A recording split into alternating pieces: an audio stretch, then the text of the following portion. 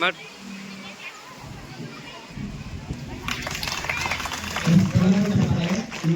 ಮಕ್ಕಳ ಸಂಖ್ಯೆ ಕಾರ್ಯಕ್ರಮವನ್ನು ಉದ್ಘಾಟನೆ ಮಾಡಿದ ಎಲ್ಲ ತುಂಬ ಹೃದಯದ ಧನ್ಯವಾದಗಳನ್ನು ಸಲ್ಲಿಸ್ತಾ ಇದ್ದೇನೆ.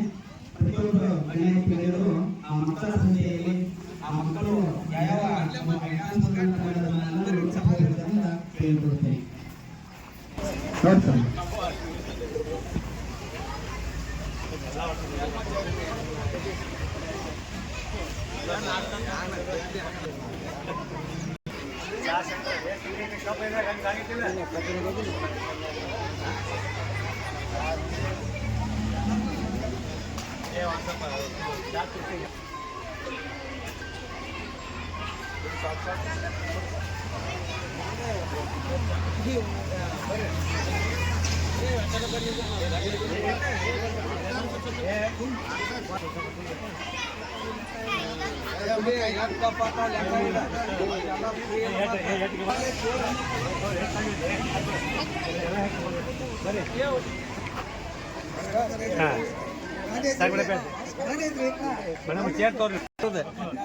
ಯಾರು ಬಂದ್ರು ಉದ್ರಿ ಕೊಡಕ್ ಹೋಗ್ಬೇಡ.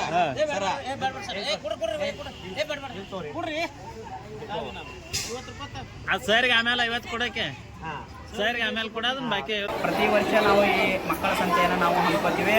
ಸತತವಾಗಿ ಇದು 3ನೇ ವರ್ಷ.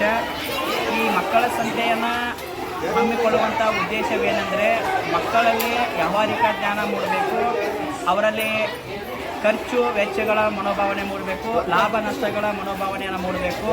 ಇವತ್ತು ನಮ್ಮ ಶಾಲೆಗೆ ಬರುವಂಥ ಎಲ್ಲ ವಿದ್ಯಾರ್ಥಿಗಳ ಪಾಲಕರು ರೈತರದಾರ. ಅವರು ₹1 ಗಳಿಸ್ಬೇಕಾಗಿತ್ತು ಭಾಳಷ್ಟು ಕಷ್ಟಪಡ್ತಾರೆ.